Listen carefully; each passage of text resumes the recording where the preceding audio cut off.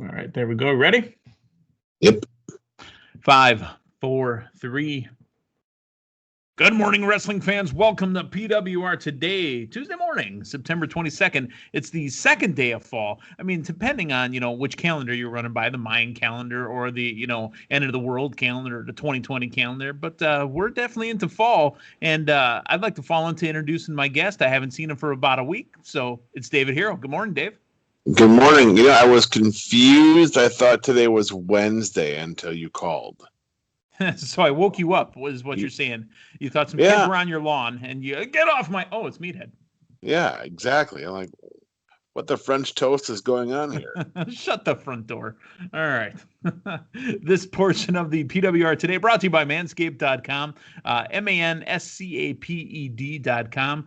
20% off if you're using the promo code PWR, and you get free shipping as well. I know that you're all up. I've seen the commercials now on TV, Dave. I'm glad that we kind of jumped on with these guys because I've seen the commercials on TV now. Waterproof, 7,000 RPM, all that other good stuff. Silky smooth balls. That's what they promise. Exactly. And, that's what's important this time of year. It's about jingle balls. It's about jingle balls. My favorite time of year is when the ding fries are done guy comes around every year. Ding fries are done. Ding. Because, that's my speed. I have no idea what you're talking about. You know what I'm talking about. There's that video that of that guy singing ding fries are done, that works at Burger King. That he, you don't want to F with hot grease. I thought you liked White Castle. I do love White Castle. I just love dudes that sing about ding fries are done. Love the White Castle. Oh, all right. Okay. But speaking of the White Castle and transitioning over into the, can I say White Hot Raw? Because it wasn't, but it was the only segue I had. We had Raw last night. Sure, if you want to call it White Hot Raw. It wasn't. It's the red brand, so it's supposed to be hot. Here's what we did have, Dave, and we're going to get into this. We had action. Be it good action or bad action, we had action. We had progress. This was the go-home for Clash of Champions this coming Sunday. Overall, before we kind of hit up on a couple spots, what was your overall thought on what we had on Raw last night? I don't know if it was a strong go home. Okay. I mean, we had who really has momentum?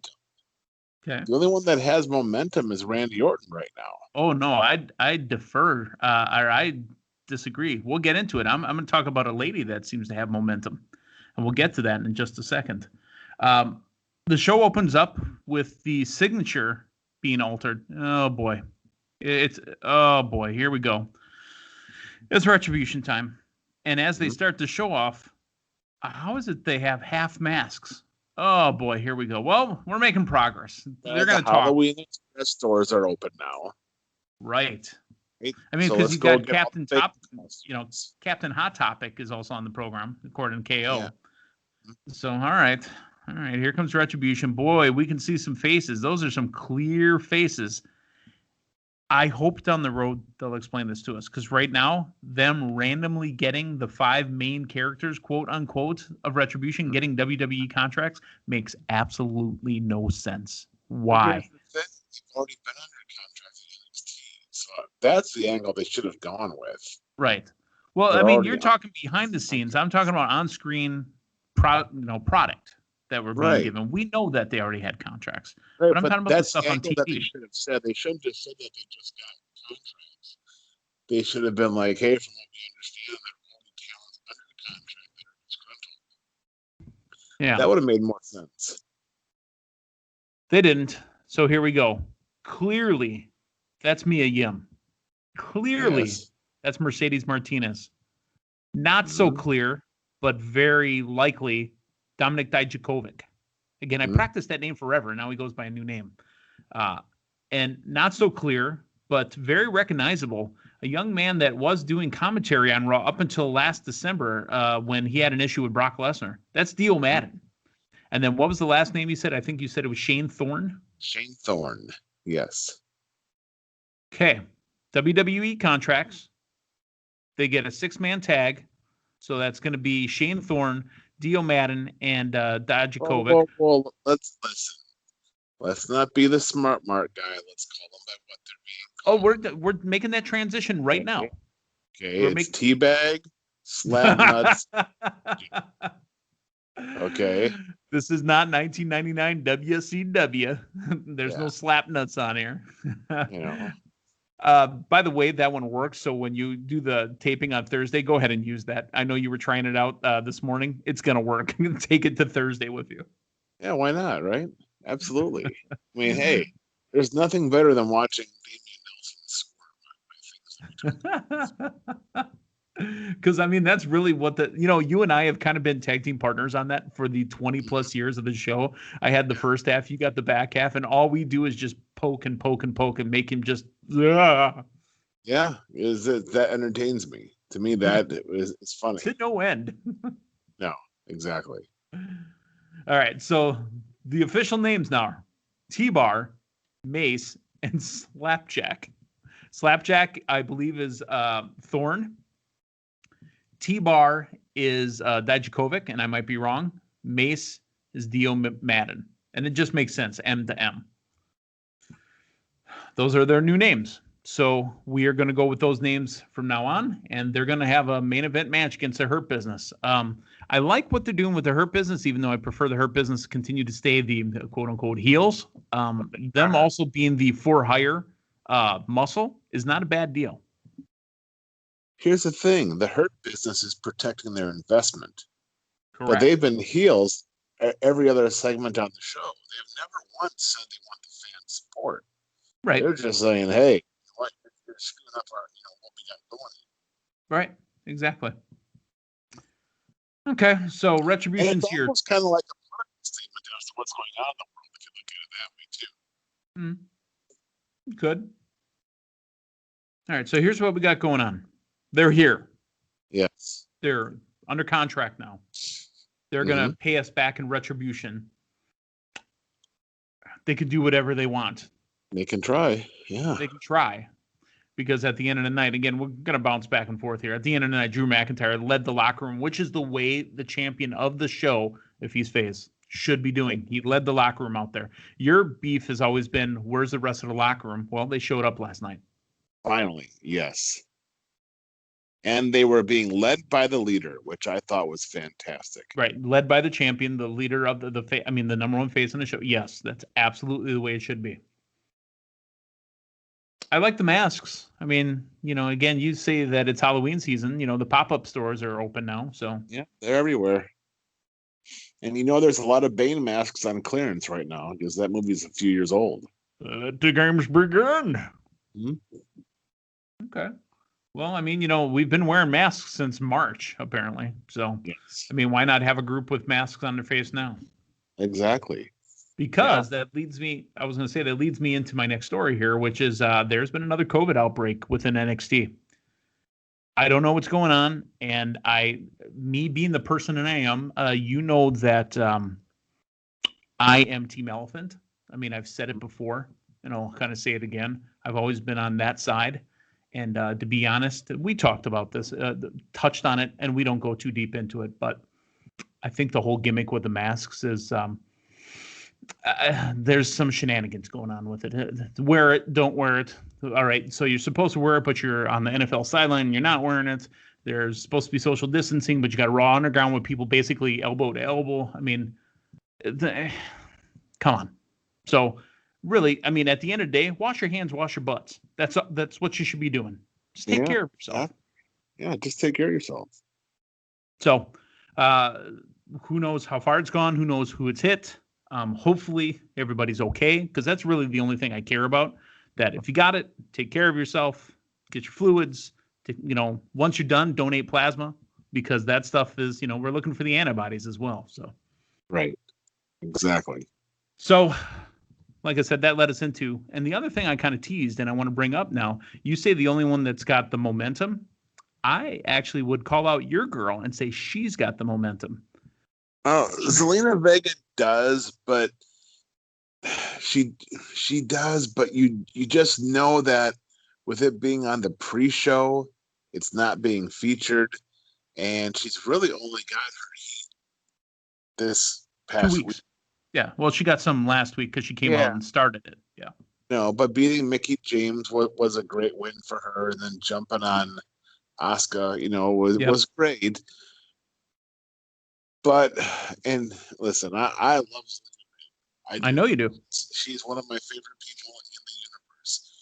But I just wish she would have had a couple more weeks to build up to be a credible threat, because she didn't do anything last night to make me believe, yeah, she can beat Asuka. You know what I No, mean? she didn't. And I want to ask you about the match that she had. We know she can work. We know she's wrestled before. She was in LAX, I believe, in Impact Wrestling or TNA or whatever it was called at that point. Something felt weird about that match, and the interaction that she had with Asuka felt weird. Here's what was funky about the match. Mickie James just came back last week, right? Yeah. Yep. In the ring.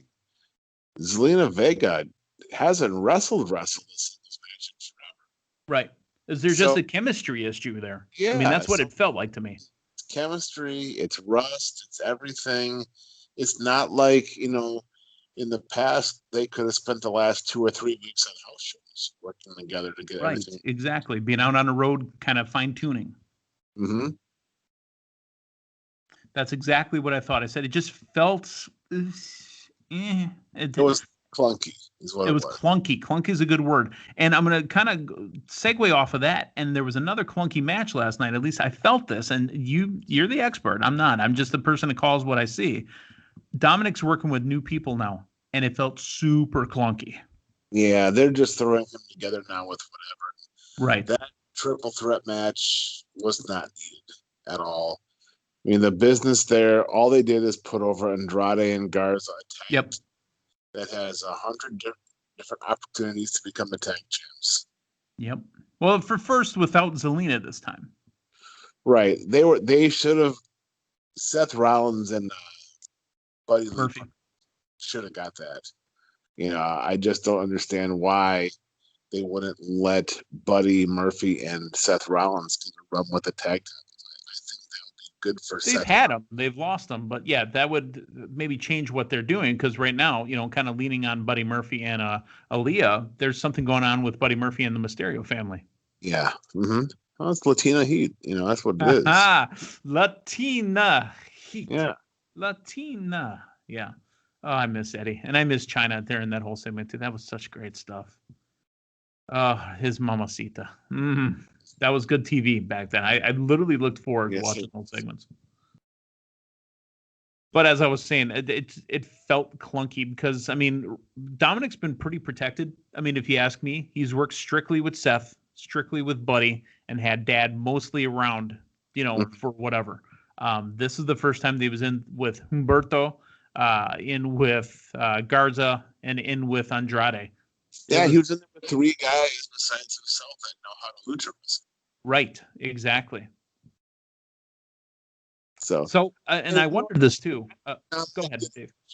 He did. I thought he did everything that could have been asked of him. Yeah. I mean, and he has a huge potential. I mean, oh, absolutely. Sky's the limit for that kid. Absolutely. He's just got to get his feet wetter. He's literally just got to do it more. It's repetition.